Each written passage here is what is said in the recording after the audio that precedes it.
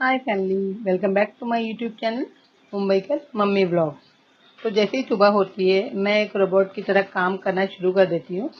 सबसे पहला काम मेरा होता है कपड़े धोना, क्योंकि कपड़े जब वॉशिंग मशीन में भर जाते हैं तो मेरे को बहुत ही खलबली मच जाती है। और बच्चे मना भी करते हैं कि इतनी सुबह उठ के कोई भी काम मत करो, 8 बजे तक 9 बजे तक सोते रहो। मगर पता नहीं नींद खुल ही जाती है अपने आप, कभी 4 बजे, कभी 5 बजे, कभी 6 बजे। एक तो पानी की फिक्र होती है, फिर दूसरे जो है कपड़ा धोना है, ये सारा, और भरना भी होता है पानी बॉटल्स में, हंडा कलसी में। तो मैं उठ के पहले अपना काम शुरू कर देती हूँ। तो यहाँ भी मैं वही कर रही हूँ। आँख खुली जैसे ही वैसे ही नाश्ते के लिए चाय चढ़ाई। चाय पीते हैं हम लोग, चाय ब्रेड बटर, ये सुबह नाश्ते में।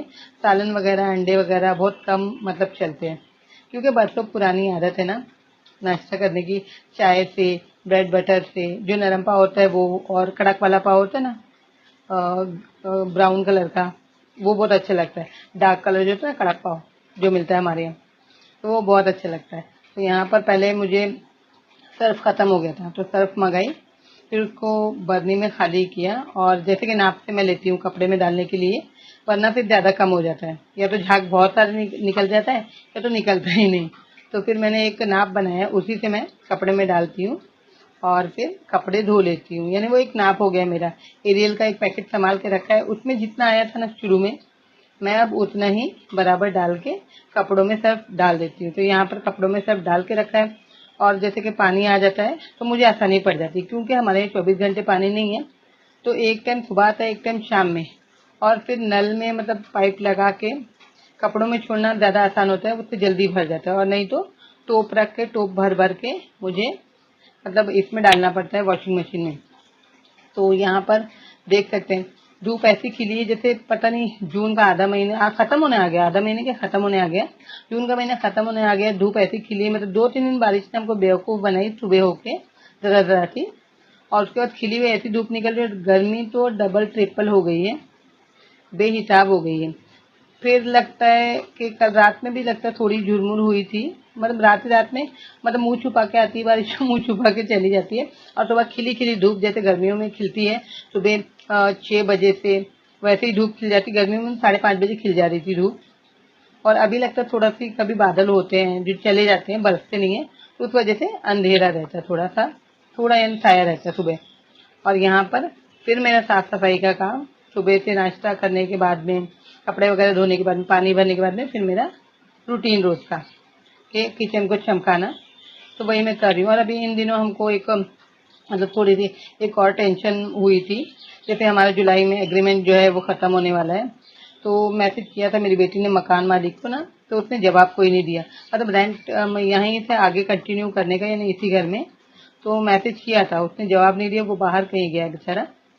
तो अभी आज में या कल में शायद वो आएगा, तो रेंट भी लेके जाएगा, और हमको उससे बात भी करनी है। मैं तो ऊपर वाले से दुआ कर रही हूँ यही कंटिन्यू हो जाए तो अच्छा है, क्योंकि रेंट के रूम मैंने इतना सामान, भले थोड़ा ही है, हमारा आधा हो गया।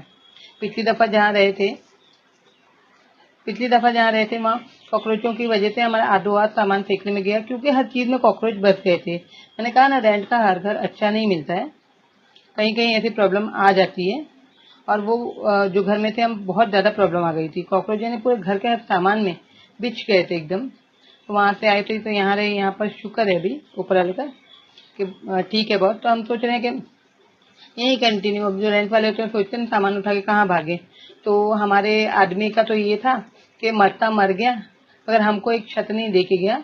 उसके तो बोलूँ ना कि बस अजाब डाले ऊपर वाला, और हम परेशान हो रहे हैं। तो ये जो है यही सोच रहे हैं कि कंटिन्यू हो जाए तो यहीं रह जाए आराम से, है ना। ठीक भी है, घर भी ठीक है।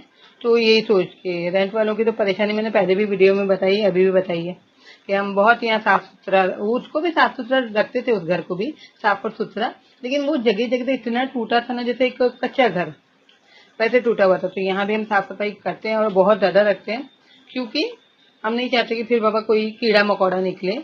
तो जल्दी जल्दी साफ सफाई करते रहते हैं। उस घर की भी करते थे, पर कभी रौनक बाहर दिखती नहीं थी, वो घर पे इतना टूटा था।